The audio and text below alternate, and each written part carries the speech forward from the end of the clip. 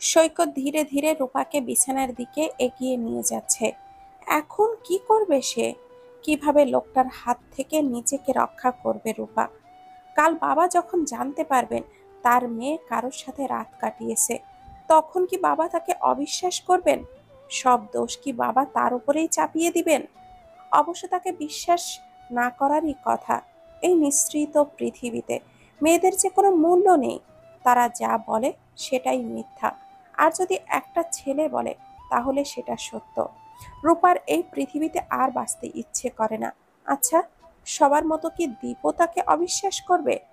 রূপা মনে প্রাণে দীপকে স্মরণ করতে লাগলো। দীপ, দীপের কথা মনে আসতেই কোথা থেকে যেন শক্তি পেল রূপা।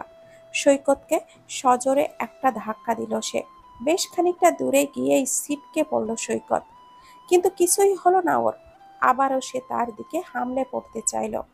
রূপা আশেপাশের দিকে চোখ বুলিয়ে বেডসাইড টেবিলের ওপর থেকে একটা ফুলদানি তুলে নিল। সৈকত তার কাছাকাছি আসতেই গায়ের জোরে মাথা বরাবর আঘাত করল রূপা। সঙ্গে সঙ্গে সৈকতের মাথা ছেদ করে রক্ত পড়তে লাগলো। এখানে আর বেশিক্ষণ থাকা নিরাপদ না। দরজাটা খুলে কাউকে দেখতে পেল না রূপা। হয়তো সৈকত ওর চেলাদেরকে চলে যেতে বলেছিল। রূপা আর দেরি না করে মেইন দরজা অতিক্রম করে রোডে উঠে গেল। রাত 11টা বাজে তখন। রূপা দেরি না করে একটা রাস্তা ধরে দৌড়াতে লাগলো। কোথায় যাচ্ছে, কোথায় থাকবে, কিছুই জানে না রূপা। সে আজ পালাতে ব্যস্ত। কিছু দূর এগোতেই একটা ট্রাক দেখতে পেল রূপা। ট্রাকের সামনে দাঁড়িয়ে দুই হাত দুই দিকে উঠিয়ে গাড়ি থামাতে বলল। গাড়ি একদিনও নির্দিষ্ট জায়গায় গিয়ে থামলো। গাড়ি থেকে একটা মহিলা চেঁচাতে লাগলো। সম্ভবত মহিলাটা ট্রাক ড্রাইভারের স্ত্রী। এই মেয়ে, গাড়ির সামনে দাঁড়িয়ে পড়লে কেন? আর এত রাতে এই জঙ্গলের রাস্তায় বা কি করছো? কান্না ভেজা কণ্ঠে রূপা বলল, আমাকে একটু সাহায্য করুন, আপনার কাছে পানি হবে? বলতে বলতেই রাস্তায় নেতিয়ে পড়ল রূপা। মহিলা তৎক্ষণিৎ গাড়ি থেকে চটজলদি নেমে পানির বোতলটা এগিয়ে দিলেন রূপার দিকে। বললেন, এই নাও মা। ঢকঢক করে খেয়ে পুরো পানিটা শেষ করে ফেলল রূপা। বলল, ধন্যবাদ আন্টি। এত রাতে এখানে কি করো মা? জায়গাটা তো বেশি সুবিধার না। এখানে বেশিক্ষণ থাকাটা তো বিপজ্জনক। আন্টি, আমি এখন বাড়িতে যেতে চাই। আপনি যদি একটু, অবশ্যই পৌঁছে দিব। আসো আমার সাথে। জি। গাড়িতে উঠল রূপা। সেদিন ওনারা যদি না আসতেন তাহলে হয়তো রূপাকে ওখান থেকে পচে পচে মরতে হতো। ফেরেশতা হয়ে সেদিন এসেছিলেন ওনারা সাহায্যের হাত বাড়াতে। ভাবি, নীলুর ডাকে চিন্তার রাজ্য ছেড়ে বেরিয়ে এলো সে। বলো, হ্যাঁ হ্যাঁ বলো। সানগ্লাসের দোকানের দিকে তাকিয়ে কি এত ভাবছিলে শুনি? কতক্ষণ ধরে যে ডাকছি, সেটা শুনতে পাওনি? সরি আসলে। আচ্ছা, সমস্যা নেই। তুমি যেন কি বলবে বলছিলে? আচ্ছা নীলু, একটু আগে এখানে একটা উঁচু লম্বা শ্যামলা টাইপের ছেলে দাঁড়িয়েছিল। তুমি কি তাকে দেখেছো? না ভাবি, আমি আসলে খেয়াল করিনি। ও, কি হয়েছে ভাবি? কিছু না। প্লিজ বলো না ভাবি, প্লিজ। আচ্ছা, যেতে যেতে বলি। ওকে। রূপা একে একে সব কিছু খুলে বলল নীলুকে। সবটা শুনে নীলু বলল, ভাবি, তুমি একেবারে উচিত কাজ করেছো জানোয়ারটার মাথা ফাটিয়ে দিয়ে। আরো দুটো তিনটা ঘা দেওয়া উচিত ছিল তোমার। এসব নরপশুদের পৃথিবীতে বেঁচে থাকার কোনো অধিকারই নেই। আর তুমি ওর সাথে রিলেশনে না জড়িয়ে একেবারেই ঠিক করেছো ভাবি। তোমার জায়গায় আমি হলেও ঠিক একই কাজ করতাম। ওর মুখে চুনকালি মাখিয়ে দেওয়া উচিত ছিল ভাবি।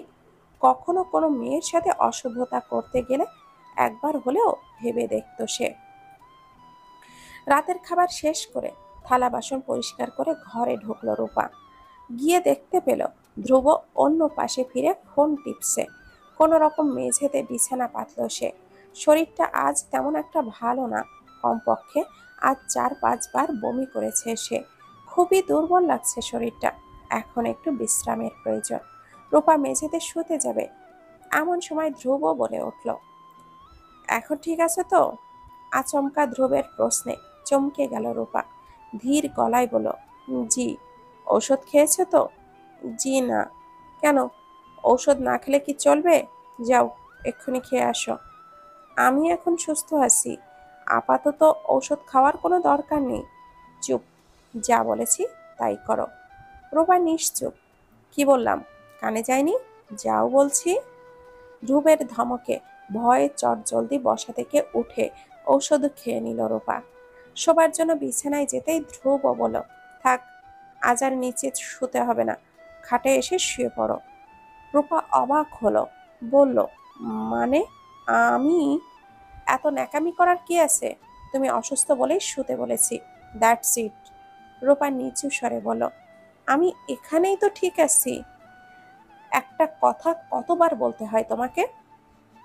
ভয়ে আর কিছু না বলে কাঁথা বালিশ নিয়ে বিছানার এক কোণে চেপে শুয়ে পড়ল রূপা। সঙ্গে সঙ্গে লাইটটা অফ করে দিল ধ্রুব। ড্রিম লাইটের আলো জ্বলছে, সেই আলো দিয়েই ধ্রুব রূপার দিকে মুগ্ধ নয়নে তাকিয়ে আছে। সবুজ বাতিতে মেয়েটার মুখটা আরো ফুটে উঠেছে বোধ হয়। রূপা আর চোখে তাকাতেই টের পেল ধ্রুব তার দিকেই তাকিয়ে রয়েছে।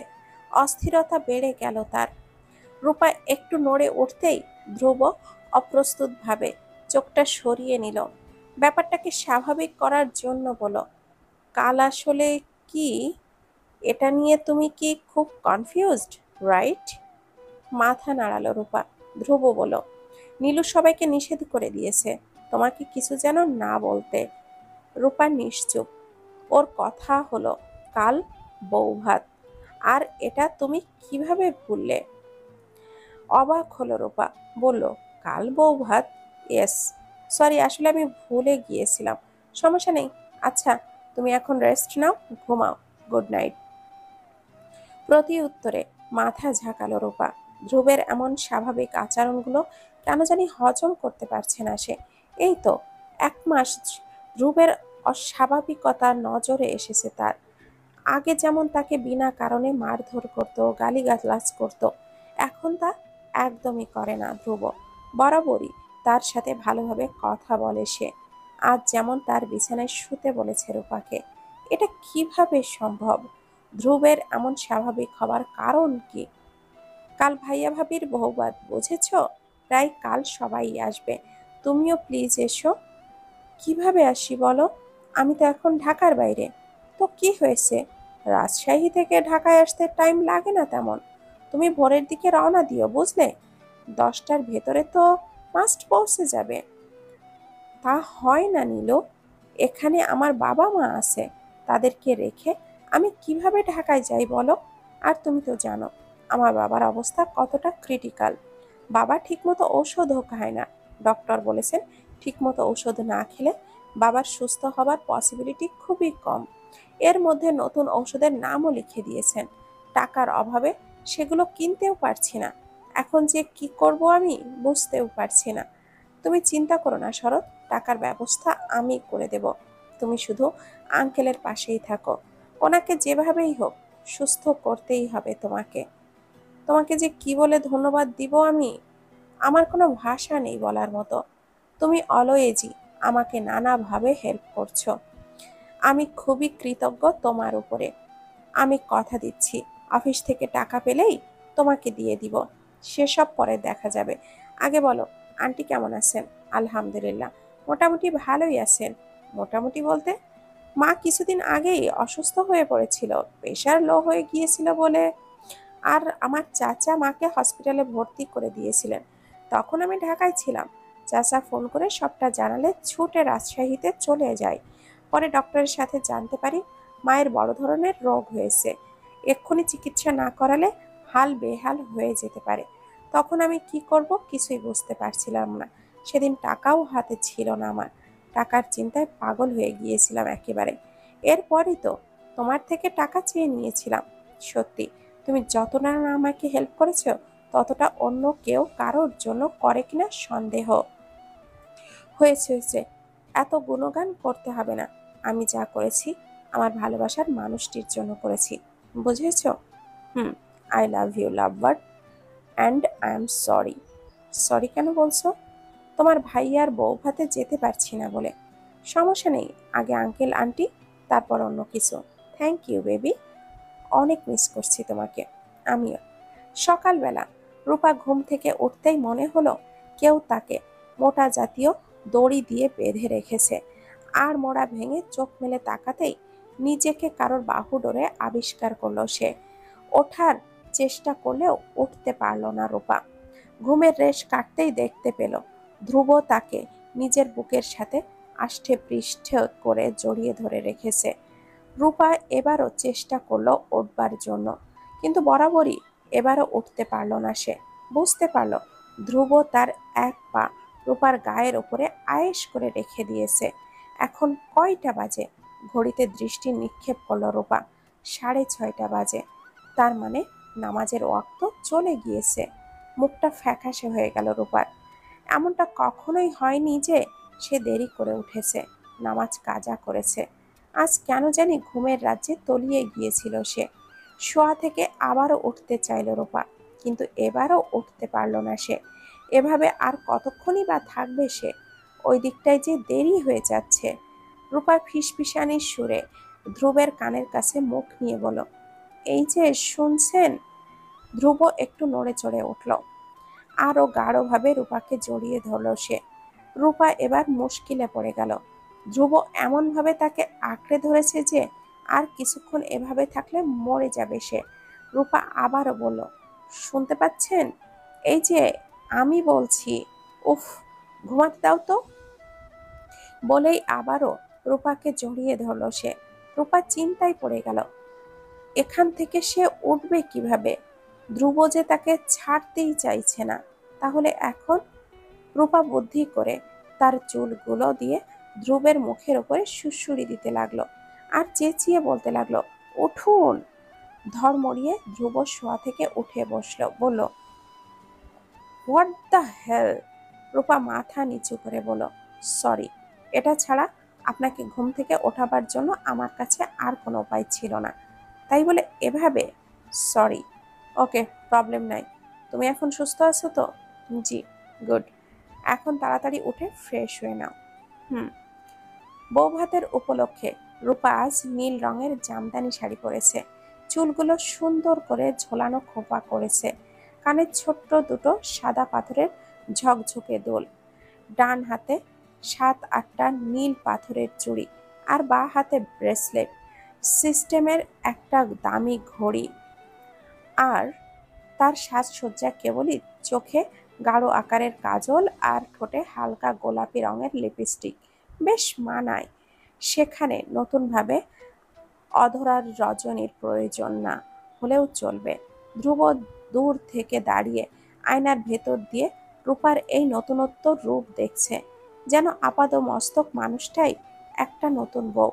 তাকে দেখে ওর কাছে কেবলই মনে হচ্ছে পড়ন্ত বিকালে লালচে হলুদ মিষ্টি রৌদের মাঝে এক গুচ্ছ স্বর্ণ চাপা দুপুর বা গন্ধরাজ বিকেল জুড়ে আছে এই ঘরের ভেতরে। কিন্তু কিছু একটা মিসিং আছে বলে মনে হচ্ছে। পরেক্ষণে আয়না থেকে একটা নীল টিপ নিয়ে কপালে বসিয়ে দিল রূপা। ধ্রুব মুচকি হাসি দিয়ে বিড়বিড় করে বলল, এই অপরূপ সৌন্দর্যের মাঝে এই নীল টিপটা যেন আরো দ্বিগুণ সৌন্দর্য বাড়িয়ে দিয়েছে রূপবতী কন্যারত্নকে। হঠাৎ পেছন ঘুরে তাকাতে ধ্রুবকে দেখতে পেল রূপা। নীল রঙের পাঞ্জাবি, সাদা রঙের পাজামা, বুকের এক সাইডে সাদা স্টোনের ব্রুজ, আর হাতে কবজি পর্যন্ত স্লাইড করে গোটানো। সব মিলিয়ে যেন কোনো হিরোর থেকে কম লাগছে না তাকে দেখতে।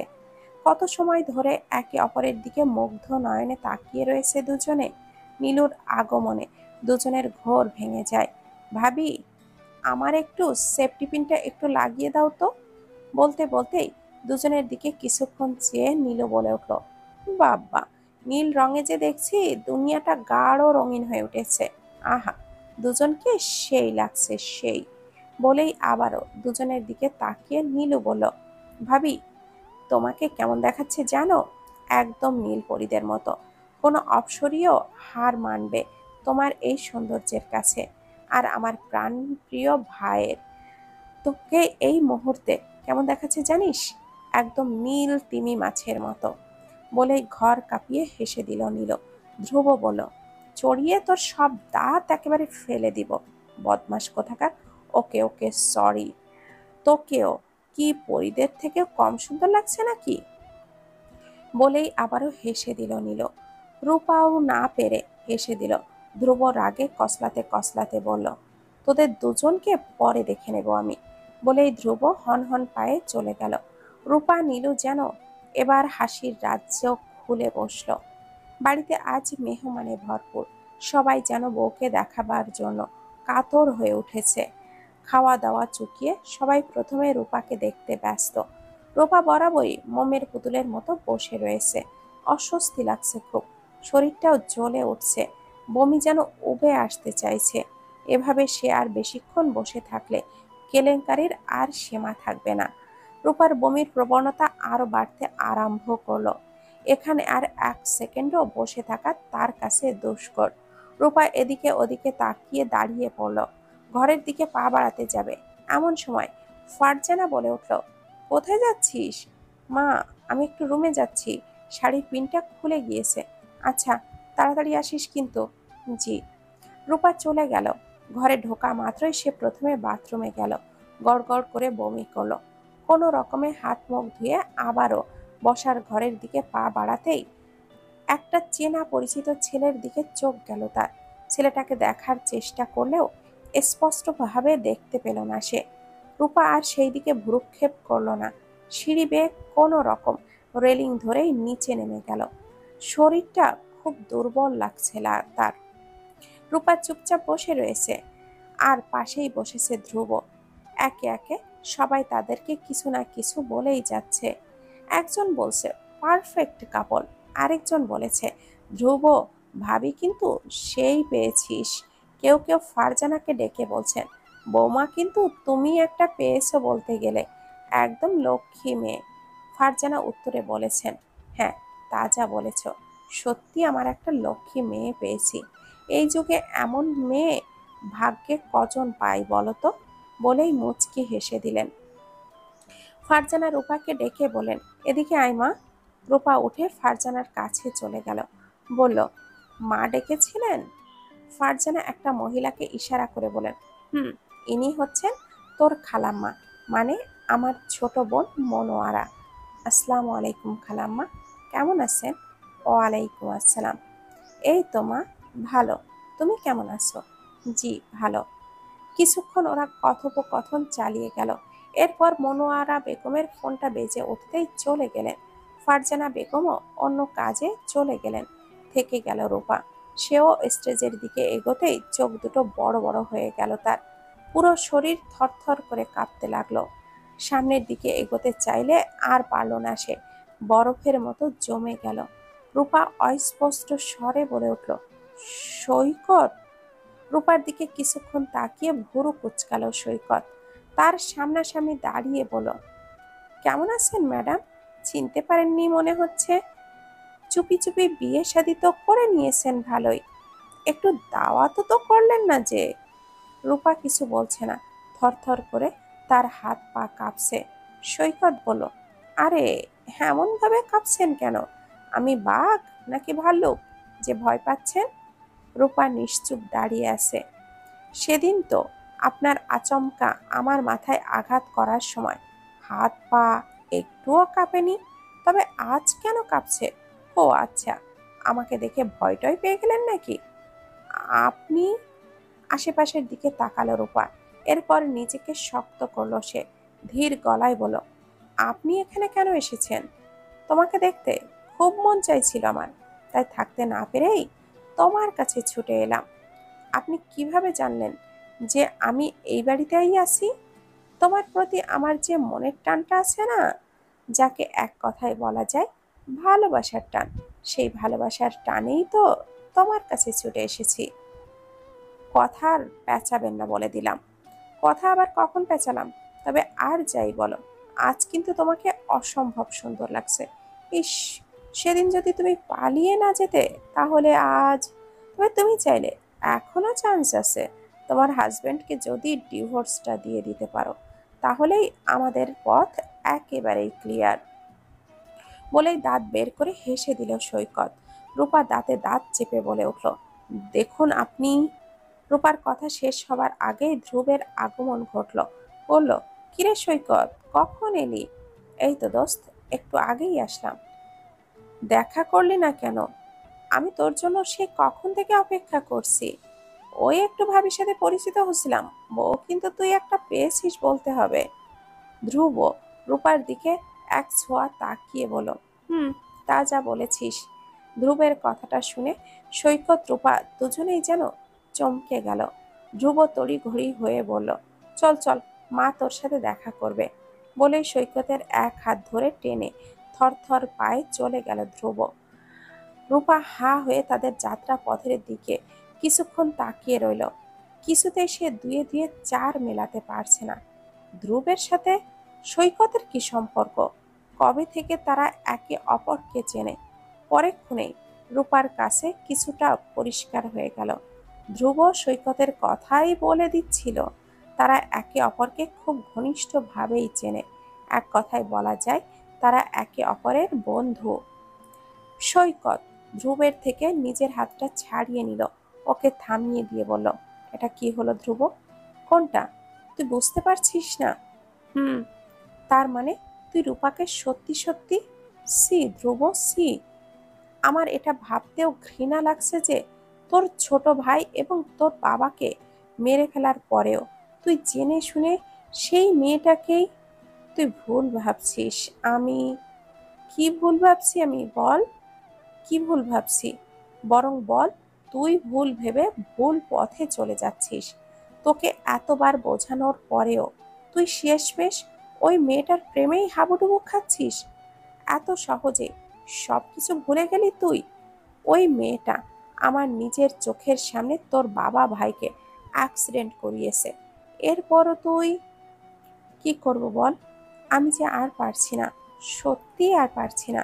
নিজের সাথে এতদিন ধরে যুদ্ধ করছি। রূপাকে নিজের মন থেকে মুছে ফেলতে চেয়েছি, কিন্তু কিছুই করতে পারছি না। কোনো এক মায়ার টানে বেঁধে গিয়েছি বারে বারে। রূপার সেই ঠোঁটের কোণায় এক চিলতে হাসি যেন আমাকে মুগ্ধ করে দেয়। তার চোখের কোণার এক বিন্দু পানি দেখলে যেন মুখটা মোচড় দিয়ে ওঠে। তার মায়া ভরা মুখখানি দেখলে মাতাল হয়ে যায়। আচ্ছা, এটাই কি তবে ভালোবাসা? দেখ, তুই কিন্তু, আমার কথা এখনো শেষ হয়নি। এতদিন ধরে কিন্তু আমি তোর কথা মতো রূপাকে অনেক কঠিন কঠিন শাস্তি দিয়েছি। কখনো হাতটা ফুটন্ত তেলের ভিতরে হাত চুপিয়ে দিয়েছি। মেয়েটা রাতের আধার ভয় পায় জেনেও কখনো তাকে কবরের পাশে একা ফেলে এসেছি, যেখানে আমার বাবা ও ভাইকে কবর দিয়েছিলাম। কখনো বাইক থেকে জেনে শুনে ফেলে দিয়েছি।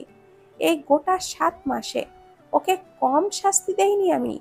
প্রতিনিয়ত কোনো না কোনোভাবে তার প্রতি অত্যাচার চালিয়ে গিয়েছি। রূপার জায়গায় অন্য কেউ হলে পুলিশ কেস করত। এতদিনে আমি জেলে পচে পচে মরতাম। কিন্তু রূপা, সে এমনটা একবারও করেনি। সে তো পারতপক্ষে মাকেও সবকিছু বলে দিতে পারত, কিন্তু তাও বলেনি। বরং সে সবকিছু দাঁতে দাঁত চেপে সহ্য করে এসেছে। তার জায়গায় অন্য কেউ হলে সহ্য করতে পারতো না, কখনোই না। ধ্রুব, তুই পাগল হয়ে গেছিস। তোর মাথায় রূপার ভূত চড়ে গিয়েছে। বাবা ভাইকে যে হারিয়েছিস, এটাও খুব সহজে ভুলে গিয়েছিস তুই, শুধুমাত্র ওই খুনি মেয়েটার জন্য। তুই এটা ঠিক করছিস না ধ্রুব, একদমই ঠিক করছি না। ধ্রুব নিশ্চুপ হয়ে দাঁড়িয়ে আছে। তোর এই একটা ভুলের জন্য সামনে যে কি হতে চলেছে তুই নিজের জীবনেও কল্পনা করতে পারবি না। এখনো সময় আছে ধ্রুব, তুই ওই মেয়েটাকে ডিভোর্স দিয়ে দে। তুই যথেষ্ট আঙ্কেলদের জন্য রূপার থেকে প্রতিশোধ নিয়ে নিয়েছিস। তার জীবন একেবারের জন্য নষ্ট করে দিয়েছিস। এখন তুই ওকে ডিভোর্স দিলেই তোর বাবা ভাইয়ের আত্মা শান্তি পাবে। এমন মেয়েকে ঘরে রাখা ময়লা আবর্জনার সমান। বলা তো যায় না সে আঙ্কেলদের মতো। Aunty R নীলুকেও। প্লিজ সৈকত, চুপ কর। আমি আর কিছু শুনতে চাচ্ছি না। আমি জানি রূপাকে, খুব করে জানি। সে আমার মা বোনকে নিজের থেকেও বেশি ভালোবাসে। তাদের প্রতি ভালোবাসা আমি ওর চোখে দেখেছি। ওর চোখেই বলে দেয় যে সে কতটা নিষ্পাপ। সে কখনোই কোনো ভুল করতে পারে না। তোকে আগেও বলেছি এবং আজও বলছি, তুই ভুল দেখছিস।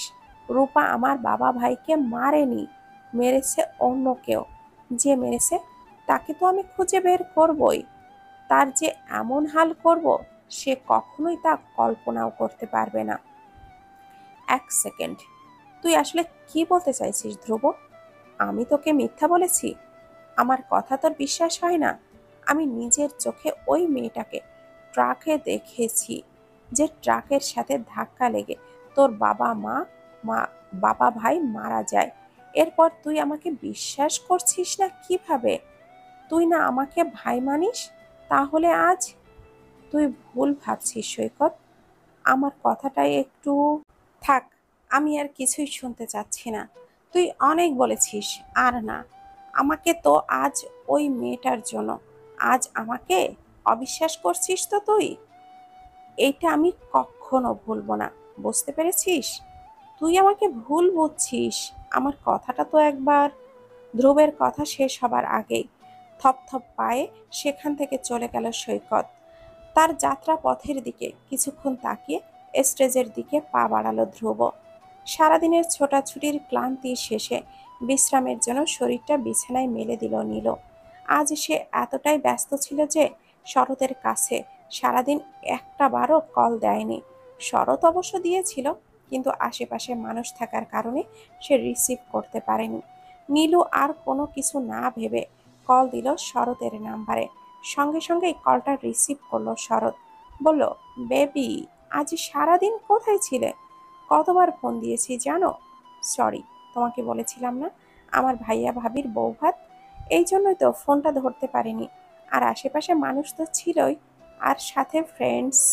ও, জানো কতটা মিস করেছি তোমাকে?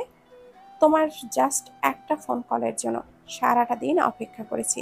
আমাকে তো টেক্সট দিয়ে জানাতে পারতে। সরি গো, আসলে আমি তখন খুব ব্যস্ত ছিলাম।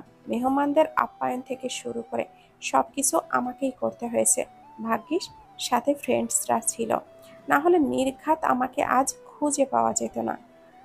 তাই বলে তোমার কি খবর তা বলো। আঙ্কেল কেমন আছেন এখন? ঔষধ ঠিকমতো খান তো? আল্লাহর রহমতে এখন খুব ভালো আছে।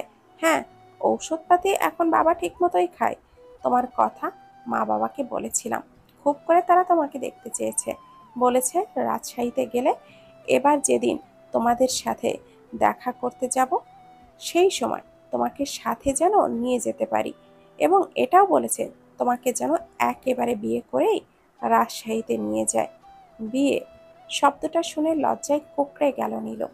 মুখের দুটো দিকটা যেন গাঢ় গোলাপিতে রূপান্তরিত হলো তার। শরৎ তা বুঝতে পেরে বললে বসলো, লজ্জা পেলে চলবে না। বিয়ে তো তোমাকে করতেই হবে সুন্দরী। ঢাকায় কবে আসবে? কালকের পরের দিন। এত দেরি? মিস করছো বুঝি? খুব। আর তো মাত্র একদিন, এরপর তোমার কাছে ছুটে চলে আসবো।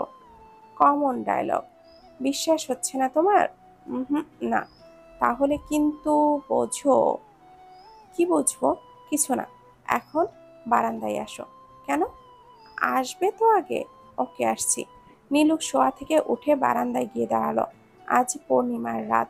চাঁদের জ্যোৎস্না যেন বারান্দায় বাসা বেঁধেছে। নীলু রেলিংয়ে ধরে দাঁড়িয়ে রয়েছে। শরৎ বলল, কেমন লাগছে পূর্ণিমার রাতটি? খুব ভালো। জানো, আমার চাঁদের আলো, জ্যোৎস্না রাত এসব দেখতে খুব ভালো লাগে। আমারও। আচ্ছা, চাঁদের দিকে তাকাও তো। কেন? আগে তাকাও। নীলু চাঁদের দিকে তাকালো, বলল, তাকিয়েছি। শরৎ বলল, কাউকে দেখতে পাচ্ছ? না তো। ভালোভাবে দেখো। আচ্ছা, এইবার দেখতে পাচ্ছ? না। ধুর, কি হলো? তুমি এতটা আনরোম্যান্টিক কেন? কেন? আমি আবার আনরোম্যান্টিকের কি করলাম? এই যে আমি বললাম চাঁদে কিছু দেখতে পাচ্ছ কিনা, তা তুমি কি বললে? তো দেখতে না পেলে কি করব? আর তুমি কি দেখবার কথা বলছো বলো তো? কিছু না। বলো। বলছি, আজ জ্যোৎস্না রাত। ভেবেছিলাম পূর্ণিমার চাঁদে তুমি আমাকে নিয়ে অনুভব করবে, আমার প্রতিচ্ছবি চাঁদের কোনায় দেখতে পাবে। কিন্তু ও সরি, আসলে আমি। আচ্ছা, সমস্যা নেই। এখন নিচের দিকে তাকাও। নিচে কেন? আরে তাকাবে তো। নীলু নিচের দিকে তাকিয়ে চাঁদের আলোয় দেখতে পেল বাইকের সাথে হেলান দিয়ে শরৎ দাঁড়িয়ে আছে। নীলু অবাক হয়ে বলল, তুমি এখানে? হুম, সারপ্রাইজ দেবো বলেই তো এসেছি। কেমন লাগলো? এটা আমার জীবনের সেরা সারপ্রাইজ।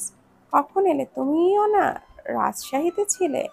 না, আমি তো তোমাকে সারপ্রাইজ দেব বলে ওইটা বলেছিলাম। আর তুমি যখন ফোন দিয়েছিলে তখন আমি ঢাকায় পৌঁছেছিলাম। এরপর তোমাকে দেখতে মন চাইলো, তাই ছুটে চলে আসলাম।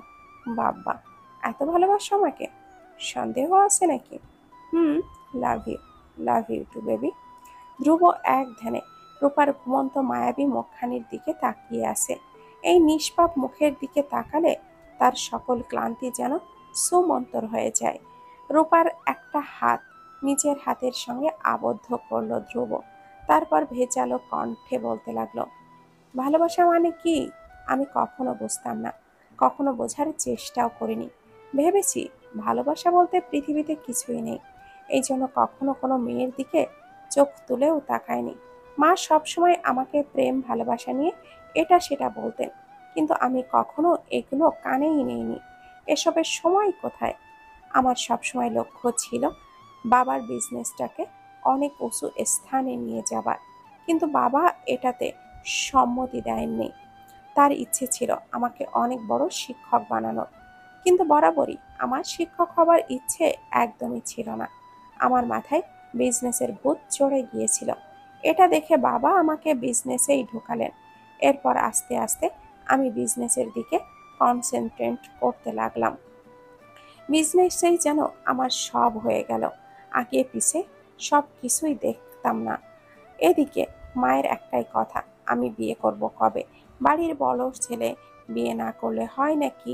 কিন্তু কখনোই মায়ের কথা পাত্তা দিতাম না।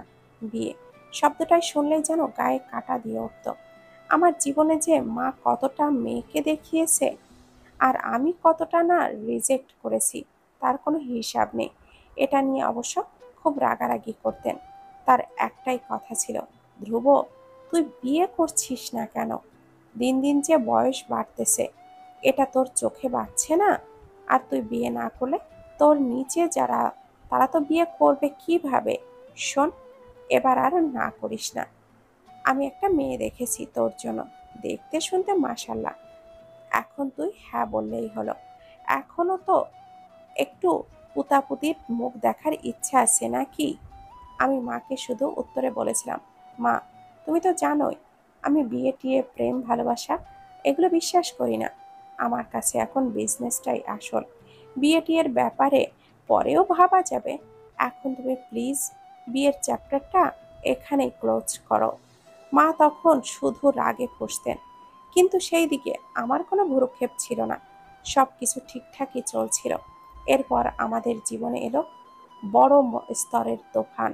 সেই তুফানেই হারিয়ে গেল আমার বাবা এবং ছোট ভাই। আমাদের হাসি খুশি ফ্যামিলিটা নিমিষেই চুপসে গেল।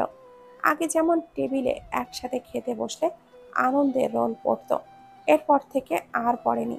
মা বোন যেন হাসিটাই ভুলে গেছে। কিন্তু আমি দমে যাইনি। আমার বাবা এবং ভাইকে কে মেরেছে এটা আমার জানতেই হবে। এরপর জানার জন্য লোক ফিট করলাম, কিন্তু তাদের দ্বারা কোনো কাজ হলো না। এবার আমিও অজান্তে হতাশ হয়ে গেলাম। এরপরই বন্ধুত্বের হাত বাড়িয়ে এসেছিল সৈকত। তার সাথে আমার ছোটবেলার কোনো পরিচয় ছিল না। একদিন সে আমাদের অফিসে চাকরি করতে এসেছিল এবং সেখান থেকেই তার সাথে আমার পরিচয়। আর এত কম দিনের পরিচয়ে কেউ এতটা আপন হতে পারে আমার জানা ছিল না। সে যেন আমার ছোট ভাইয়ের মতো সব সময় আমার পাশে ছিল। এরপর তার থেকে জানতে পারি যে আমার বাবা ভাইকে একটা মেয়ে খুন করেছে, আর সে হচ্ছ তুমি।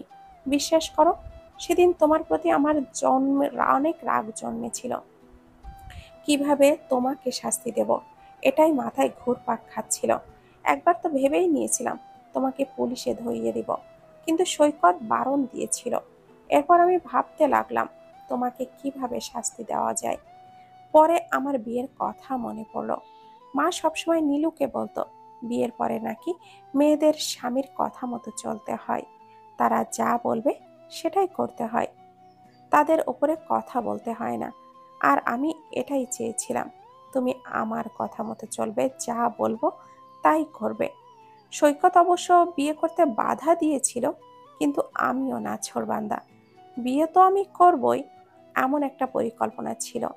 শেষমেশ বিয়েটাও হয়ে গেল। মা নীলু তখন বাসায় ছিল না, মামার বাড়ি ছিল। আর এটাই ছিল আমার সুযোগ। এরপরই তো তোমার উপরে খুব অত্যাচার করতে লাগলাম। কথাগুলো বলতেই ধ্রুবের চোখ বেয়ে এক ফোঁটা পানি গড়িয়ে পড়ল। তবুও সে দমে গেল না। তাকে যে আজ বলতেই হবে। আজ বুঝতে পারছি আমি কতটা অন্যায় করেছি তোমার সাথে। দেরি হলেও এতদিনে বুঝতে পেরেছি তুমি আমার মা বোনকে নিজের মা বোন ভেবে ভালোবাসো। যে আমার মা বোনকে এতটা ভালোবাসতে পারে, সে কি কখনো আমার ভাইকে অ্যাক্সিডেন্ট করিয়ে মেরে ফেলতে পারে? কখনোই না। আফসোস লাগছে এটা ভেবে। সেদিন যদি আমি সময় মতো থাকতে বুঝতাম, তাহলে আজ। আমি তোমার সাথে অনেক অন্যায় করেছি রূপা, পারলে আমাকে ক্ষমা করে দিও। এই কথাগুলো তোমাকে সামনাসামনি বলা উচিত ছিল আমার, কিন্তু আমি এটা পারবো না। কিভাবে পারবো বলো? কোন মুখ নিয়ে আমি এই কথাগুলো তোমার সামনে বলবো বলো? আমার যে বলার মতো কোনো মুখ নেই। আই উইশ কথাগুলো যদি তুমি শুনতে পেতে। আচ্ছা রূপা, তুমি কি জানো তুমি আমার লাইফে এসে কত বড় একটা উপকার করেছো? যে ছেলে আগে ভালোবাসার মানেই বুঝতো না, সে আজ কারোর প্রেমে হাবুডুবু খাচ্ছে। হ্যাঁ, আমি কারোর প্রেমে পড়েছি, কাউকে ভালোবেসে ফেলেছি। সে কে জানো? তুমি। বলেই ধ্রুব রূপার কপালে ভালোবাসার পরশ এঁকে দিল। আবারও বলল, এই হাতটা যখন ধরেছি, ছাড়বো না আর কখনো। এতদিন তো আমার থেকে কষ্ট পেয়েছো, এবার থেকে শুধু ভালোবাসা পাবে, ভালোবাসা।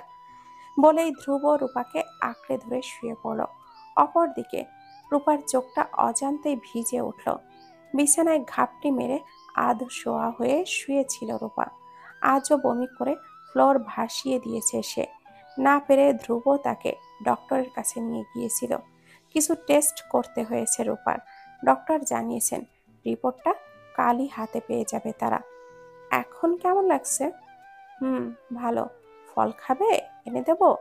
না, খেতে ইচ্ছে করছে না। কেন, ডক্টর কি বলেছেন শোনো নাই? তোমাকে পুষ্টিকর পুষ্টিকর খাবার খেতে বলেছেন। তোমার শরীরটা খুব দুর্বল, ফল না খেলে সুস্থ হবে কিভাবে? নাও, এখন ওঠো। রূপা উঠে বসলো। ধ্রুব আপেল ছুরি দিয়ে পিস পিস করে কেটে দিল। এরপর রূপার গালে তুলে খাওয়াতে লাগলো। রূপা একটার বেশি খেতে পারলো না। আরেকটা খেলেই যেন বমি চলে আসতো তার। কোনো রকমে এক টুকরো আপেল চিবিয়ে শুয়ে পড়ল সে। মাথা যেন মার্বেলের মতো করে ঘুরছে। ধ্রুব বলল, বেশি অসুবিধা হচ্ছে? ডক্টরের কাছে যাবে? না, আমি ঠিক আছি। সত্যি তো? হুম। ওকে, এখন একটু রেস্ট নাও। আমি পাশেই আছি, কিছু লাগলে আমাকে বলো। হুম। রূপা ঘুমিয়ে পড়েছে। পাশে বসে আছে ধ্রুব। সে রূপার মাথায় হাত বুলিয়ে দিতে দিতে বলল, তোমার এই নিষ্পাপ মুখের দিকে তাকালে আজও নিজেকে অপরাধী মনে হয়। নিজের অজান্তে হলেও অনেকটা কষ্ট দিয়ে ফেলেছি তোমাকে। জানি আমি তোমার ক্ষমার যোগ্য নই, তবু পারলে আমাকে ক্ষমা করে দিও। আমি আমার ভুলটা বুঝতে পেরেছি রূপা। তুমি কি আমাকে ক্ষমা করবে না? হয়তো করবে, করবে না। আমি তোমার সাথে কম অন্যায় করিনি। তোমার জায়গায় অন্য কেউ হলে এতদিনে ডিভোর্স দিয়ে চলে যেত। বলেই রূপার কপালে চুমু এঁকে দিল ধ্রুব। রূপাকে এতদিন ধরে তার বাবা ও ভাইয়ের খুনি ভেবে নানান রকম অত্যাচার চালিয়েছে এই নিষ্পাপ মেয়েটির ওপর দিয়ে। আজ ধ্রুবের খুব আফসোস লাগছে। কেন যে সেদিন সৈকতের কথা সে শুনতে গিয়েছিল। আচ্ছা, সৈকত কি সত্যি রূপাকে দেখেছিল, নাকি অন্য কোনো মেয়েকে দেখে রূপা ভেবেছে? সবকিছুই যেন মাথার উপর দিয়ে যাচ্ছে ধ্রুবের। সৈকত মিথ্যা বলছে না তো? না না, কি ভাবছে সে?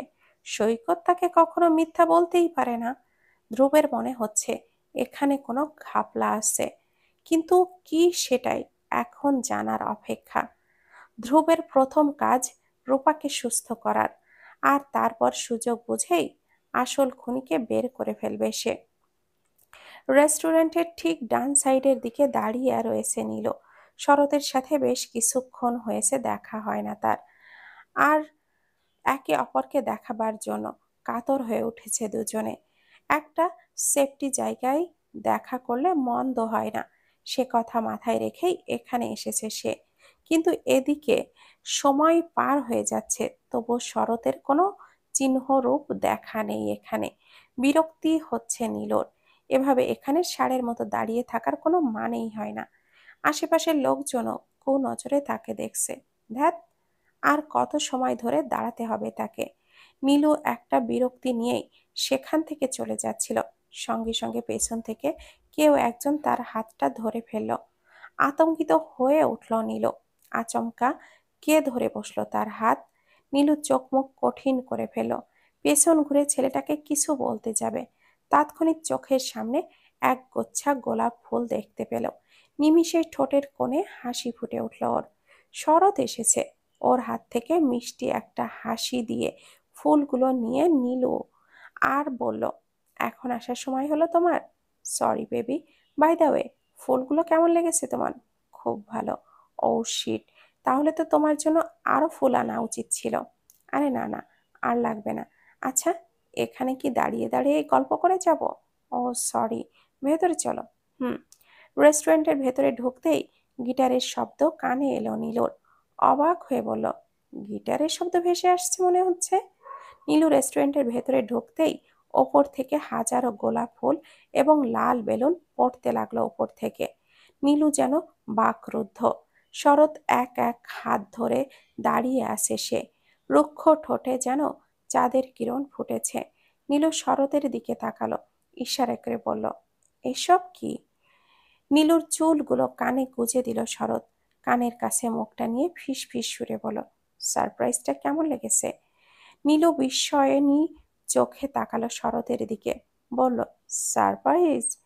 এসবের কি খুব দরকার ছিল? হুম, দরকার ছিল। বুঝেছো, তুমি আমাকে কম হেল্প করনি। এটা তো তার কাছে খুবই তুচ্ছ।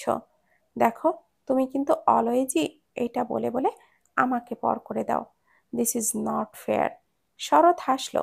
নীলু রাগ করে অন্যদিকে তাকিয়ে আছে দেখে সরি বলে সে তার রাগ ভাঙানোর জন্য কান ধরে ওঠবোস করতে লাগলো। নীলু এমন কাণ্ডে বাকরুদ্ধ যেন। শরৎকে থামিয়ে দিয়ে তার এক হাত ধরলো, বলল, এই কি করছো? ওঠো বলছি। শরৎ উঠে দাঁড়ালো, মুচকি হেসে বলল, আমার লাভবার্ডের রাগ ভাঙলো তাহলে? নীলুও হেসে দিল এবার, বলল, হুম। রেস্টুরেন্টের ঠিক পেছনের দিকে টেবিলে চেপে বসলো ওরা। সামনেই রাখা ছিল মেনু কার্ড। শরৎ মেনু কার্ডটা হাতে নিয়ে নাড়াচাড়া করতে লাগলো। নীলুর দিকে তাকিয়ে বলল, কি খাবে বলো? নীলু বলল, কিচ্ছু না। কিছু না বললে হবে? আজ তোমার যা খেতে মন চায় তাই অর্ডার দাও। কি খাবে বলো? কোল্ড ড্রিঙ্ক হলেই চলবে। শুধু কোল্ড ড্রিঙ্কস? এটা কিন্তু ঠিক না নীলু। তুমি প্রত্যেকবারই রেস্টুরেন্টে এলে শুধু কোল্ড ড্রিঙ্কসই অর্ডার করো। এইটা তুমি কি ঠিক করো বলো তো? এটা বলো, কি কি খাবে? নিশ্চুপ নিল। ওকে ফাইন, তোমাকে বলতে হবে না। আমি অল আইটেমই অর্ডার করছি। বলেই শরৎ একটা ওয়েটারকে ডাক দিল। ওয়েটার টেবিলের কাছাকাছি এলে মেনু কার্ডটা এগিয়ে দিল সে। সব কয়টা আইটেম অর্ডার দিতেই ওয়েটার অবাক হয়ে গেল। এমনটা আগে কখনো হয়নি। কেউ দুই তিনটার বেশি অর্ডার দেয় না। আর সেখানে এই ছেলেটি একদিনে সবগুলো আইটেম অর্ডার করেছে, তাও আবার দুজনেরটা আলাদা আলাদা করে। অবাক হয়ে ওয়েটার চলে গেল। কিছুক্ষণ পর সব আইটেম একে একে আনা হলো। অল আইটেমের জন্য টেবিলের এক বিন্দুও জায়গা অবশিষ্ট বাকি নেই। নীলু শরতের এমন এলাহি কাণ্ড দেখে হতবিহ্বল। বলল, এই তুমি পাগল নাকি? এত আইটেম কেউ অর্ডার করে? আমি করি। নাও, খাওয়া শুরু করো। তুমি কি আমাকে রাক্ষস মনে করো? এত কিছু আমার পক্ষে খাওয়া সম্ভব? নীলু প্লিজ, এমন পাগলামি করো না। খাওয়া শুরু করো। আগে তুমি পিৎজাটা খেয়ে দেখো, একেবারে অসাধারণ খেতে। বলেই গপাগপ করে খেতে লাগলো শরৎ। তার খাওয়ার স্টাইল দেখে অবাক হয়ে গেল নীলু। এভাবে কেউ খায় নাকি? তাও আবার রেস্টুরেন্টে? নীলু আশেপাশের দিকে তাকালো। সবাই তাদের দিকে তাকিয়ে আছে। কেউ কেউ তাদের দিকে তাকিয়ে তাকিয়ে হাসছে, আবার কেউ কেউ বলছে, এই দেখো দেখো, ছেলেটা কেমন ভাবে খাচ্ছে। খাওয়ার স্টাইল তো দেখে মনে হচ্ছে কত কাল খায়নি। আর একটু টেবিলের দিকে তাকাও, সামনে দেখো কত রকমের আইটেম। ও মাই গড, একটা মানুষ এত খেতে পারে! এই, আমার ফোনটা কোথায়? ছবি তুলবো। এটা তো আমি আজ ফেসবুকে আপলোড দেবই। তারপর দেখো লাইক কমেন্ট শেয়ার কতগুলো হয়। বলেই টুকটুক করে একটা ছবি তুলে নিল মেয়েটা। নীলু মেয়েটার দিকে রাগান্বিত চোখে তাকালো। ভয়ে নিমিষেই মেয়েটার সামনের দিকে ফিরল। নীলু দাঁতে দাঁত চেপে শরতের উদ্দেশ্যে ফিস ফিস করে বলল, সবাই আমাদেরকে দেখছে, একটু ধীরে সুস্থে খাও। দেখো, তাতে আমার কি বা তোমার কি? এই, তুমি তো এখনো খাওয়া শুরুই করনি, দেখি হা করো। বলে নীলুকে জোরপূর্বক খাইয়ে দিল শরৎ। কোনো রকম চিবিয়ে আশেপাশের দিকে চোখ বোলালো সে। এখনো সবাই তাদের দিকেই হা করে তাকিয়ে আছে। নীলু লজ্জাবশত চোখটা সরিয়ে নিল।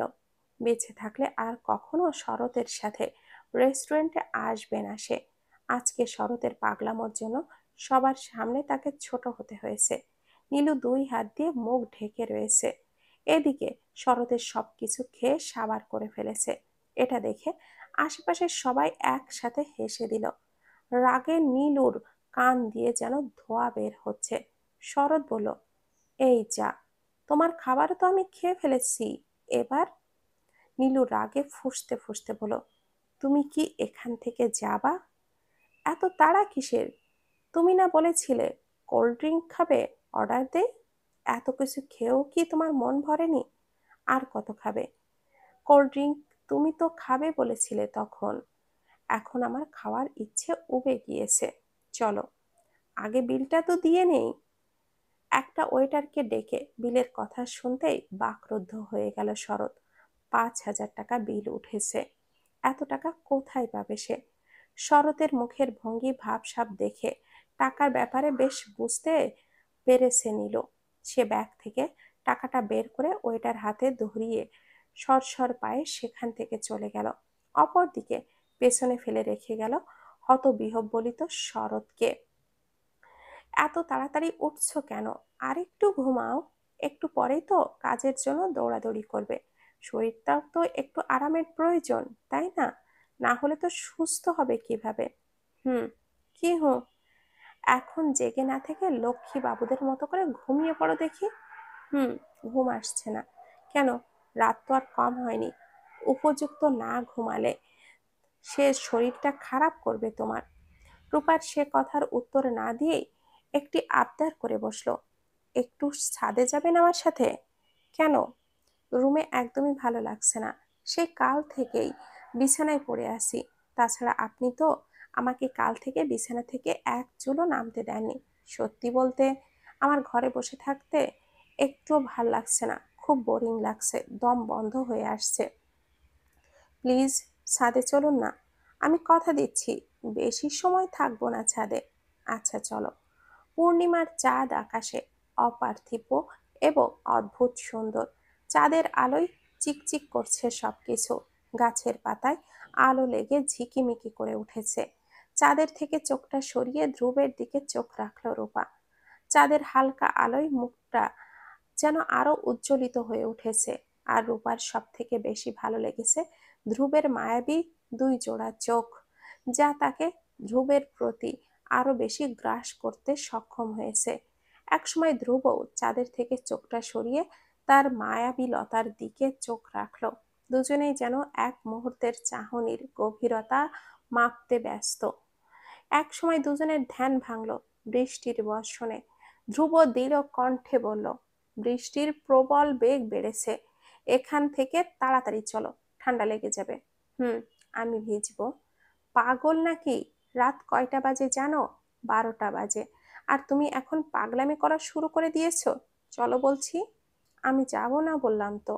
আজ আমি ভিজবো। অনেক দিন বৃষ্টির পানি গায়ে মাখানো হয়নি, আজ ইচ্ছা মতো মাখবো। বলেই রূপা একটু পেছনে সরে দুই হাত দুই দিকে মেলিয়ে দিয়ে ভিজতে লাগলো। ধ্রুব কিছুক্ষণ সেই দিকে স্থিরভাবে তাকিয়ে রইল। বৃষ্টি বাদলের দিনে এক অদ্ভুত মুগ্ধতা ছড়িয়ে গিয়েছে তার দুই চোখের পাতা রূপাকে দেখতে পেয়ে। মেয়েটাকে দেখলেই কেন জানি সে নিজেকে সামলে রাখতে পারে না, তার মাঝেই ডুবে যেতে ইচ্ছে করে। এক অদ্ভুত ব্যাপার হলো, এই স্নিগ্ধ রমণীকে দেখলেই তার হার্টবিট ক্রমাগত বাড়তে থাকে। আজও তার ব্যতিক্রম নয়। ধ্রুবকে তার দিকে আসতে দেখে রূপারও হার্টবিটের তেজ গতিতে যেন বাড়তে আরম্ভ করলো। ধ্রুব এক পা দু পা করে সামনের দিকে এগোতেই রূপা পেছনের দিকে সরতে থাকলো। একসময় আর পেছাতে পারল না, ছাদের রেলিং এর সাথে বেঁধে গেল সে। ভয়ার্ত চোখে ধ্রুবের দিকে তাকালো সে। তাৎক্ষণিক ধ্রুব তার অনেকটাই কাছাকাছি চলে এসেছে। আগে তাদের মধ্যে 1 ইঞ্চি দূরত্ব হলেও এখন তা আর নেই। রূপার শরীরের সাথে একদম লেপ্টে গেছে সে। প্রবল বৃষ্টির সাথে কাক ভেজা, সবকিছু যেন এক আলাদা মিশ্রণের অনুভূতি। ধ্রুব আজ নিজেকে যেন কন্ট্রোল করতে পারছে না।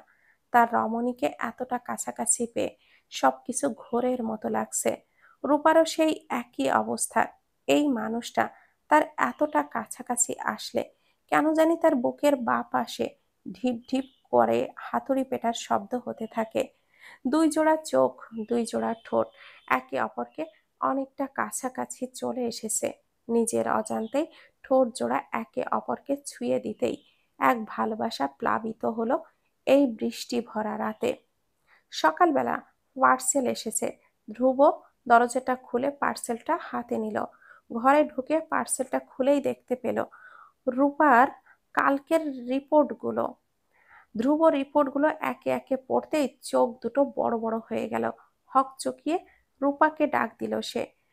রূপা দ্রুত পায়ে রান্নাঘর ছেড়ে চলে এলো। বলো, জি বলুন। রিপোর্টগুলো দেখিয়ে বলো, তোমার রিপোর্ট কি লেখা আছে শুনতে চাও? জি। আমি খুশির ঠেলায় যেন ধ্রুবের মুখ দিয়ে কথা বের হচ্ছে না, তবুও সে চুপ থাকলো না। একটু জোরেই গলায় বিশ্বজয়ের হাসি দিয়ে বলল, আমাদের ছোট্ট একটা বাবু হতে চলেছে রূপা। আমি বাবা হতে চলেছি আর তুমি মা। বলেই আচমকা রূপাকে জড়িয়ে ধরল ধ্রুব। রূপা যেন কয়েক মুহূর্তের জন্য বাকরুদ্ধ হয়ে গেল। হতবিহ্বলিত রূপা তাকিয়ে রইল মেঝের দিকে। কাল আমাকে দেখে এমন ভাবে না দেখার ভান করে চলে গেলে, যেন আমাকে চেনোই না। কখন? সকালবেলা। তখন অবশ্য তোমাকে আমি পেছন থেকে ডাকতেও চেয়েছিলাম, কিন্তু যেমন ভাবে হেঁটে বাসে উঠে গিয়েছিলে, ডাকার কোনো স্কোপই ছিল না। ও, আসলে তখন আমার কলেজের জন্য দেরি হয়ে যাচ্ছিল, তাই তাড়াহুড়ো করে চলে যাচ্ছিলাম। খুব ভালো। তবে হাঁটার সময় একটু ডানে বামে দেখে শুনে চলতে হয়, বুঝলে? হুম। জানো, আমার কোনো ক্ষমতা না থাকলেও বিশেষজ্ঞ একটা ক্ষমতা আছে। ভুরু কুঁচকালো নিল, অনুসূচক কণ্ঠে বলল, যেমন? যেমন হলো সেদিন রেস্টুরেন্টে এক গাদা হরেক রকমের আইটেম অর্ডার করা, আবার সবগুলো একাই খেয়ে ফেলা, সবার সামনে তোমার রেপুটেশন নষ্ট করা, সব মিলিয়েই তুমি আমার উপরে বিরাট আকারের ক্ষেপে আছো। সেটা আমি খুব ভালো করেই বুঝতে পেরেছি। তেমন কিছু না, তুমি ভুল। আমি ঠিক ভেবেছি নীলু। সেদিনের জন্য আমি সরি। একটু বেশি পাগলাটেদের মতো করে আচরণ করে ফেলেছিলাম। আসলে সত্যি কথা বলতে, সেদিন দিয়ে আমি মোট 3 দিন না খেয়েছিলাম। এই জন্য। এক সেকেন্ড। 3 দিন না খেয়েছিলে মানে? হুম। কিছুদিন আগে বাবা হার্ট অ্যাটাক করেছিল। সারাদিন এপার ওপার ছোটাছুটি করতে হয়েছে। বাবা ভাগ্যক্রমে বেঁচেও ফিরেছেন, কিন্তু দুঃখের বিষয় হলো বাবা আর কখনোই কথা বলতে পারবেন না। কারণ বাবা চুপ হয়ে গেল কেন? আঙ্কেলের কি হয়েছে? শরৎ কিছুক্ষণ স্তব্ধ রইল, তারপর নিজেকে খানিকটা স্বাভাবিক করে দীর্ঘশ্বাস ফেলে বলল, বাবা কোমায় চলে গিয়েছেন। ওয়েট, এ কথা তুমি আমাকে আগে বলনি কেন? তুমি ফোন ধরলে তো বলবো। তাছাড়া কাল তোমাকে খবরটা দেওয়ার জন্যই বাসস্থানে গিয়েছিলাম, কিন্তু তুমি তো। সরি, আসলে পরীক্ষার চাপে আমি খুব মেন্টালি ডিস্টার্ব ছিলাম, তাই কাল ওভাবে চলে গিয়েছিলাম। আর ফোন তখন সাইলেন্ট করে রাখা ছিল, তাই রিসিভ করতে পারিনি। সাইলেন্ট রাখা ছিল বলে রিসিভ করতে পারোনি সে না হয় বুঝলাম, অন্তত পরে কল ব্যাক করতে তো পারতে। সরি, ভুল হয়ে গেছে। ইটস ওকে, সমস্যা নেই। আর আমিও সরি, আজ একটু রুডলি তোমার সাথে কথা বলে ফেলেছি। Sorry again. নীলু চুপ। শরৎও কিছুক্ষণ নিশ্চুপ রইল। এরপর নীরবতা ভেঙে শরৎ বলল, কাল রাজশাহীতে যাচ্ছি। ও, আজ একটু দেখা করতে পারবে? বিনা দ্বিধায় নীলু জানতে চাইল, কোথায় আসতে হবে? RSC ক্যাফেতে। ওকে, আসছি। বলেই নীলু ফোনটা কান থেকে সরিয়ে টেবিলের ওপরে রেখে দিল। খুব গরম লাগছে, এখন একটু শাওয়ার নিলে মন্দ হয় না। যেমন ভাবা তেমন কাজ। নীলু চটজলদি শাওয়ার নিয়ে বাথরুম ছেড়ে বেরিয়ে এলো। আলমারি থেকে লাল সাদা মিশ্রণের একটা সালোয়ার কামিজ বের করে তা পরিধান করলো সে। সামনের দিকে কিছুটা চুল রেখে চুলগুলো পেছন থেকে ক্লিপ দিয়ে আটকিয়ে নিল সে। কোনো রকমে সিম্পল ভাবে সেজে গুজে আলমারি থেকে পার্সটা বের করলো নীলু। এরপর দেরি না করে ঘর ছেড়ে বেরিয়ে গেল শরতের সাথে দেখা করবার উদ্দেশ্যে। মেয়ের প্রেগনেন্ট হবার কথা শুনে মহসিন সাহেব আর স্থির থাকতে পারলেন না। সিলেট থেকে যেমন তেমন ভাবে বাস ধরে ছুটে চলে এসেছেন রূপার সাথে দেখা করার জন্য। সঙ্গে কিছু ফলমূলও এনেছেন তিনি। মহসিন সাহেবের সাথে কুশল বিনিময় করার পর এক পর্যায়ে ফারজানা বেগম বলেন, বিআই সাহেব, এসবের আবার কি দরকার ছিল? মহসিন সাহেব শুধু হাসলেন। তারপর আশেপাশের দিকে তাকিয়ে বলেন, রূপা কোথায়? ওকে তো দেখছি না। তৎক্ষণাৎই রূপা নিচে চলে এসেছে। বাবাকে দেখতে পেয়ে এক প্রকার ছুটে আসলো সে। রূপার এহেন কাণ্ডে বেশ অবাক হয়ে গেলেন মহসিন ফারজানা। মহসিন সাহেব বলেন, কি রে মা, এমন ভাবে ছুটে এলি কেন? এমন সময় একটু সাবধানে চলতে হয়। এখন শুধু একার কথা ভাবলে চলবে না। তোর গর্ভেও যে আরেকজনের প্রাণ আছে, এইটা তোকে সবসময় মনে রাখতে হবে। ফারজানাও সায় দিলেন, বলেন, হ্যাঁ বিআই সাহেব, একদম ঠিক বলেছেন। এবার থেকে তুই সিঁড়ি বেয়ে নামা ওঠার আগের থেকে কমিয়ে দিবি। দরকার হলে যা লাগবে আমাকে বা নীলুকে ডেকে বলবি। আর চুলোর আশেপাশেও ঘেঁষবি না বলে দিলাম। তোর যা খেতে মন চায় আমাকে বিনা দ্বিধায় বলবি, আমি বানিয়ে দিব। কি বলেছি কানে গেছে তো? জি মা। বলেই রূপা ছলছল চোখে মহসিন সাহেবের দিকে তাকালো। কতদিন পর বাবার সাথে দেখা হলো তার। চোখ বেয়ে পানি ঝরে পড়ছে রূপার। মহসিন সাহেব মেয়েকে কাঁদতে দেখে তাকে বুকে আঁকড়ে ধরলেন। হালকা হেসে রূপার মাথায় হাত বুলিয়ে দিতে দিতে বলেন, এই পাগলি মেয়ে, কাঁদছিস কেন? রূপা কাঁদো কাঁদো কণ্ঠে বলল, আমার কথা আজ মনে পড়লো আপনার? মেয়েটার কথা শুনে ফিক করে হেসে দিলেন মহসিন সাহেব। রূপার চোখের পানি মুছে দিয়ে কপালে চুমু এঁকে দিলেন। বললেন, পাগলি একটা। রূপা এদিকে ওদিকে চেয়ে চোখ বুলিয়ে বলল, বাবা, নিপা কোথায়? ও আসেনি? না, ওকে আনলেন না কেন? আমি তো এ কদিন বাড়ির বাইরে ছিলাম, সিলেটে একটা কাজে গিয়েছিলাম। ধ্রুব বাবা তৎক্ষণাৎই আমাকে সুখবরটা দিয়েছিল। আমি সেই দিনই তোকে দেখতে চলে এসেছিলাম, কিন্তু একটা কাজে তখন আটকে পড়েছিলাম। আজ কাজ শেষ হলো, তাই ভাবলাম একবারে তোকে দেখেই বাড়িতে যাব। রূপা মহসিন সাহেবের সামনে দাঁড়ালো, বলল, এত বড় জার্নি দিয়ে কষ্ট করে আসার দরকার কি ছিল বাবা?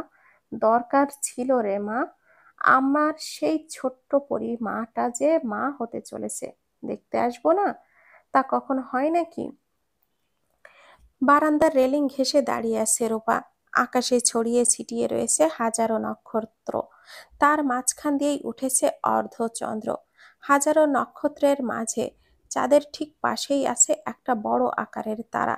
এটাকে সবাই শুকতারা বলে থাকে, কিন্তু রূপার কাছে এটা তার সবকিছু, তার জীবন, তার ভালোবাসা, তার দ্বীপ।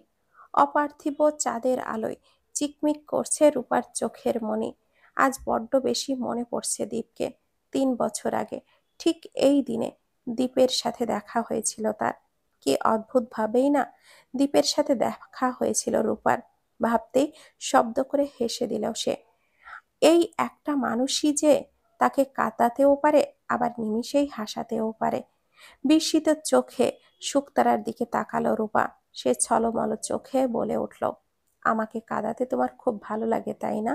বলতে বলতে চোখটা ভিজে উঠল রূপার। চোখের পানি আঁচল দিয়ে মুছে আবারও বলতে শুরু করলো সে, প্রায় একটা বছর ধরে আমি তোমার জন্য অপেক্ষা করেছি দীপ। একদিনও বাদ যায়নি যে আমি তোমাকে মনে করিনি। কিন্তু আর কত বলো, আর কত অপেক্ষা করাবে?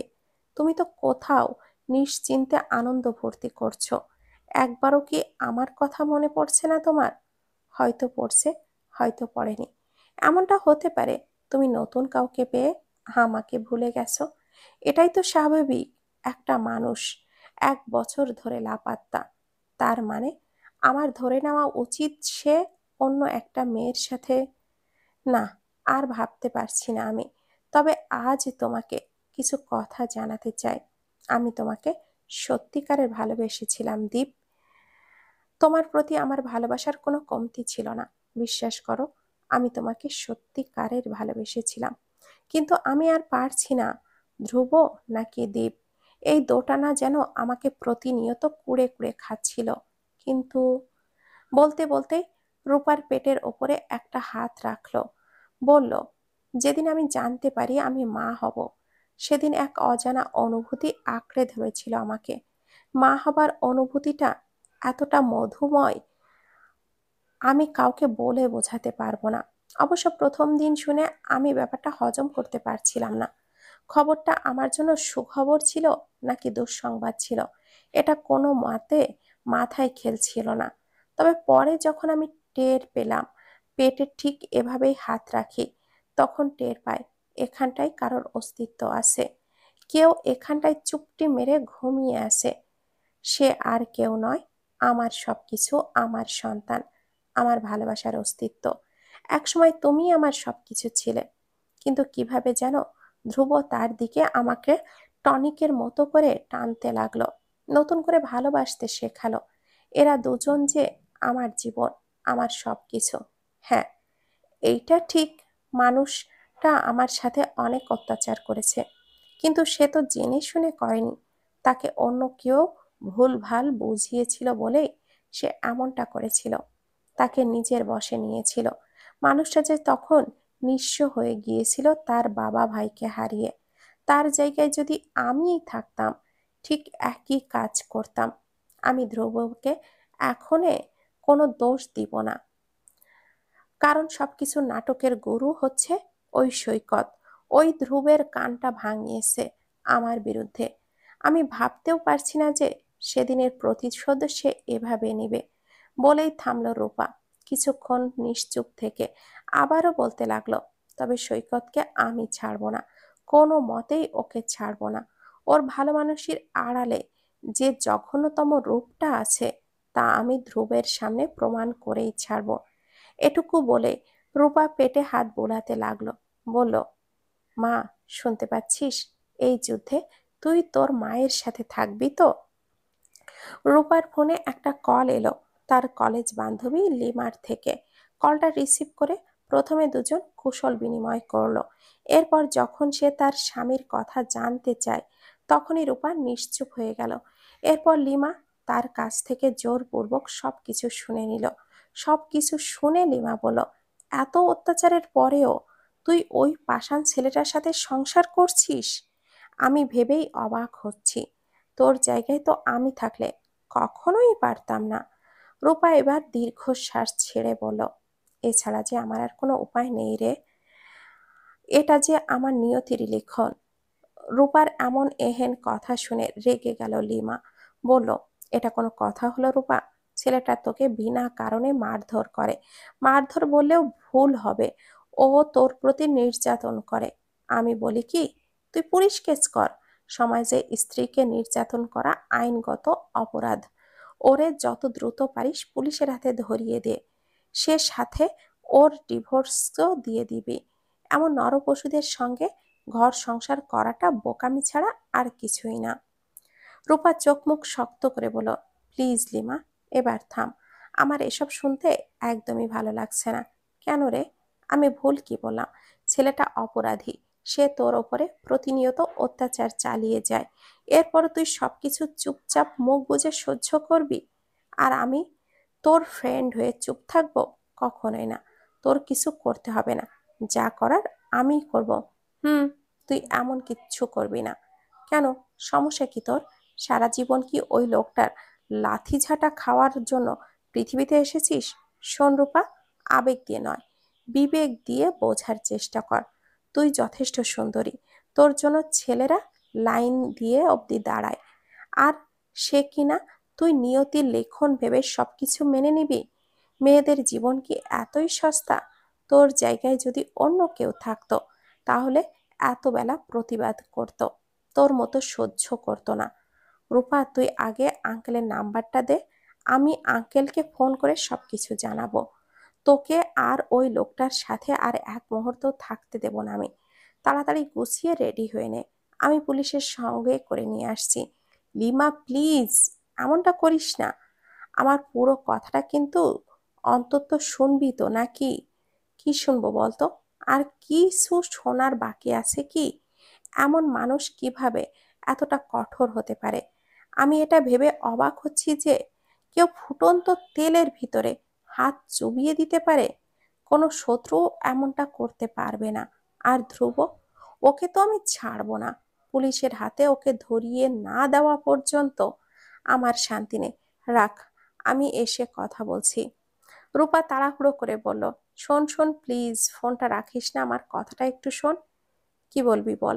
তুই যে ধ্রুবের কথাগুলো শুনলি, সে ধ্রুব আর বর্তমানের ধ্রুবের মধ্যে আকাশ পাতাল তফাৎ। তবে তুই এ পর্যন্ত যা যা বলেছিস সব ঠিক ছিল। আমার জায়গায় অন্য কেউ থাকলে হয়তো অনেক আগেই প্রতিবাদ করত, কিন্তু আমি করিনি। কারণ ছোটবেলায় মাকে হারিয়েছিলাম। বাবা আমাদের দুই বোনের কথা চিন্তা করে বিয়ে করে নিলেন। আমরাও তখন খুব খুশি ছিলাম নতুন একটা মা পাবো ভেবে। নতুন মায়ের সাথে একটা নতুন বোনও পেলাম, আমার থেকে 3 বছরের বড়। ভেবেছিলাম আমার তো কোনো বড় বোন নেই, জুথি আপুই আমাদের আপন বড় বোন হবে। কিন্তু কেন জানি প্রথম দিন থেকে সে আমাকে এবং নিপাকে একদমই পছন্দ করতো না। কেমন চোখে যেন আমাদের দিকে তাকাতো। এটা আর কারোর চোখে এড়ালেও আমার চোখ এড়াতো না। কিন্তু প্রথম প্রথম নতুন মা আমাদেরকে খুব ভালোবাসতেন, আদর যত্ন করতেন। একদিন জুথি আপু জেনে শুনে তরকারির বাটিটা মেঝেতে ফেলে দেয়। এত জোরে সরে ফেলায় সে তরকারির বাটিটা ছিটকে তরকারির নতুন মায়ের গায়ে ছিটে গিয়ে পড়ে। নতুন মায়ের রাগে শরীরটা তখন গজগজ করছিল। দাঁতে দাঁত চেপে বলল, এই কাজটা কে করলো? তখনই জ্যোতির সব দোষ আমার উপরে চেপে দিল। সেদিন থেকে শুরু হলো মারধর এবং অত্যাচার। এরপর প্রতিনিয়ত ঝাঁটালাথি খেতে খেতে এসবে এখন আমি অভ্যস্ত। আমি এসব শুনেছি। এখন রাখ, পুলিশকে ফোন দিতে হবে। এই না না, আগে কথাটা শোন। ধ্রুব এখন আর আগে ধ্রুব নেই রে, সে অনেক পাল্টে গেছে। ও, তার মানে তুই বলতে চাইছিস ধ্রুব বেটা এখন নির্দোষ, তাই তো? হুম, তুই আসলেই একটা বোকা, এই জন্যই আজ তোর এই অবস্থা। হুম, তুই ঠিক বলেছিস, আমি সত্যি বোকা। এত বোকা কেন আমি বলতো? একটা মানুষ আমার পেছন থেকে ছুরি মারার চেষ্টা করেছে, তবু আমি টের পাইনি। এক সেকেন্ড এক সেকেন্ড, কি বললি তুই? পেছন থেকে ছুরি মারার চেষ্টা করেছে মানে? তোকে বলেছিলাম না, একটা ছেলে আমাকে রোজ রাস্তায় ডিস্টার্ব করতো, ওই যে যাকে সবার সামনে চড় মেরেছিলাম। হ্যাঁ হ্যাঁ, ওর নাম যেন কি ছিল? ও হ্যাঁ, সৈকত। ওর কথা বলছিস তো? হুম, ওই অসভ্য ছেলেটার কথা এখনো মনে রেখেছিস তুই? মানুষ এতটা খারাপ কিভাবে হয়? শুধুমাত্র থাপ্পড় মেরেছিস বলে প্রতিশোধ নেওয়ার জন্য তোর জীবনটাই নষ্ট করতে চেয়েছিল। পুলিশের কাছে কেস করলেও কিছুই হয়নি, কোনো বিচার হয়নি। আসলে এই দেশে জানোয়ারে ভরে গেছে। এই দেশে কেউ কেউ কাউকে শিবির ভেবে হত্যা করছে, কিন্তু তার বিচার হচ্ছে না। আবার কেউ কাউকে ধর্ষণ করছে, তারও বিচার হচ্ছে না। আরে, জীবনটা পুতুল খেলা নাকি? যাকে শিবির মনে হবে তাকেই পিটিয়ে হত্যা করবে, যাকে ধর্ষণ করতে মন চাইবে তাকেই ধর্ষণ করবে। এরা কি মানুষ? রূপা আড়ষ্ট কণ্ঠে বলল, এরা হচ্ছে মানুষরূপী জানোয়ার। ঠিক বলেছিস। আসামিদের যদি বিচার হতো তাহলে অন্যরা সাহস পেত না। এদের বিচার হয় না বলেই তো অন্যরা সাহস পায়, কারণ তারা জানে এদেশের কোনো প্রকার দোষ করলে মোটা অঙ্কের টাকা দিয়ে দেখানো হয়, তাহলে সব গোনা মাপ। এটাই পৃথিবীর নিয়ম। দীর্ঘশ্বাস ছাড়লো রূপা। বলল, বাদ দে সব, কারণ এসব নিয়ে ঘুটিয়ে কোনো লাভ নেই। এবার জলদি বল, সৈকতের চ্যাপ্টার আবারও অন হবার কারণটা কি? সৈকত ধ্রুবর খুব ক্লোজ ফ্রেন্ড। তো ও ধ্রুবের কাছে আমার নামে মিথ্যা অপবাদ দিয়েছে যে আমি নাকি ওর বাবা ভাইকে ট্রাকের চালককে ঘুষ খাইয়ে মেরে ফেলেছি। তোর কি বিশ্বাস হয় আমি কাউকে খুন করতে পারবো, অথবা খুন করানোর জন্য ট্রাক ভাড়া করব? তুই বল। কখনোই না। তুই তো ওর বাবা ও ভাইকে কখনো দেখিস শোনি, তাহলে তো খুন করার কোনো প্রশ্নই ওঠে না। সেদিন সৈকতের সাথে আমার দেখা হয়েছিল। ও কি বলেছে জানিস? ধ্রুবকে ডিভোর্স দিয়ে ওকে বিয়ে করতে। ওয়েট, ওই ছেলেটার সমস্যা কি রে? এখনো তোর পিছু লেগে আছে? ওরে শায়েস্তা করতে হবে। আমি একটা কাজ করছি, দুজনের জন্যই পুলিশ ডেকে আনছি, তারপর বুঝবে ঠেলা। দুজনের জন্য বলতে ওনার জন্যেও? উনি আবার কে? ও, পাষাণ লোকটার কথা বলছিস তো? এমন ভাবে বলিস না প্লিজ। ওনার জায়গায় আমিও থাকলে ঠিক একই কাজ করতাম। যার জীবনের সব থেকে প্রিয় জিনিসগুলো হারিয়ে যায়, সেই কষ্ট তারা ছাড়া আর কেউ বুঝবে না। আর তুই না একটু আগে বলছিলি খুনি? আসামিদেরকে শাস্তি না দিলে অন্যরা খুন করতে সাহস পায় না। এই জন্য ধ্রুব আমাকে শাস্তি দিতে চেয়েছে, কিন্তু অন্যভাবে। পুলিশের হাতে আমাকে ধরিয়ে দিলে তো কদিন পরে বাবা আমাকে যেভাবেই হোক ছাড়িয়ে নিয়ে আসতো, আর আমি কোনো শাস্তি পেতাম না। হয়তো এটা ভেবেই ধ্রুব আমাকে বিয়ে করেছে, ধীরে ধীরে শাস্তি দেবার জন্য। বলেই থমকালো রূপা। লিমা বলল, তাই বলে অন্যের কথা শুনে তোকে মারবে? এটা কোন ধরনের যুক্তি? ওর তো উচিত ছিল ভালোভাবে পরখ করে খোঁজ খবর নেওয়া। খোঁজ খবর না নিয়ে, শিওর না হয়ে একটা মেয়ের গায়ে কিভাবে হাত তুলতে পারলো সে? ও কি দুধের শিশু নাকি? কোনটা সত্য আর কোনটা মিথ্যা এটা বোঝার কি কোনো ক্ষমতা নেই তার? রূপা শান্ত গলায় বলল, যা হবার হয়ে গেছে। উনি আমার কাছ থেকে ক্ষমা চেয়ে নিয়েছেন, যদিও সামনাসামনি বলেননি। আমি সেদিন ঘুমানোর ভান ধরেছিলাম। উনি হয়তো ভেবেছেন আমি ঘুমিয়ে পড়েছি, তাই উনি বিনা দ্বিধায় ওনার কাঙ্ক্ষিত কথাগুলো বলে ফেলেছিলেন আমাকে। কি কথা? রূপা একে একে প্রথম থেকে শেষ পর্যন্ত সব কথা বলল। শেষ লাইনগুলো বলতে বলতেই লজ্জায় কুঁকড়ে যাওয়ার উপক্রম হলো তার। সে প্রেগনেন্ট, সেটাও জানালো লিমাকে। সবকিছু শুনে লিমা অবাক হয়ে বলল, তার মানে তুইও ধ্রুবকে এখন ভালোবাসিস? হুম, আগেই বুঝতে পেরেছিলাম এমন কিছুই ঘটাবি। আর তুই প্রেগনেন্ট, আমাকে আগে জানালি না কেন? সরি রে। তুই খুব খুশি তো? খুব খুশি। ভাবলাম ধ্রুবকে জেলের ভাত খাওয়াবো, তা আর হলো কই। রূপা হাসলো। লিমা বলল, আমার মাথায় একটা বুদ্ধি খেলেছে। হাসি থামিয়ে এবার আমার কথা শোন। কি? ধ্রুবকে এত তাড়াতাড়ি ক্ষমা করে দেওয়া ঠিক হবে না। ও তোকে কম কষ্ট দেয়নি। তুই একটা কাজ করবি, ওকে সবসময় এড়িয়ে চলবি। ধ্রুব যদি তোর সাথে কথা বলার চেষ্টা করে, তাহলে না শোনার ভান করে সেখান থেকে কেটে পড়বি। দেখবি তখন সে জ্বলবে পুড়বে আর লুচির মতো ফুলবে। রূপা বলল, এমনটা না করলে হয় না? শুধু শুধু ওনাকে কষ্ট দেওয়াটা কি ঠিক হবে? তোকে এত ভাবতে হবে না। যা বলেছি তাই করবি, না হলে কিন্তু তোর সাথে আর কথা বলবো না, বলে দিলাম। এমন ভাবে বলছিস কেন? আচ্ছা যা, তুই যা বলেছিস তাই হবে, কিন্তু আমারও একটা কথা রাখতে হবে তোকে। সৈকতের ভালো মানুষের মুখোশে রাখা সবার সামনে একেবারে ছিঁড়ে ফেলতে হবে তোকে, সাহায্য করতে হবে আমাকে। থাকবি তো পাশে? অবশ্যই। এই চাঁদময় জ্যোৎস্না রাতে তুমি আমি এই তারা ভরা আসমানের নিচে দাঁড়িয়ে, নেই কোনো মানুষের যাতায়াত, আর নেই কোনো মানুষের কোলাহল। শুধু আছি তুমি আর আমি, আর আমাদের সন্তান।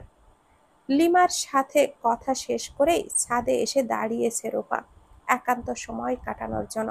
হঠাৎ পেছন থেকে কারোর দৃঢ় কণ্ঠ ভেসে এলো রূপার কানে। কণ্ঠটা বেশ চেনা চেনা মনে হলো তার কাছে। তাৎক্ষণিক ঠোঁটে ফুটে উঠেছে হাসি তার। মনে মনে ধ্রুব নামটি স্মরণ করে পেছনে ঘুরে তাকালো সে।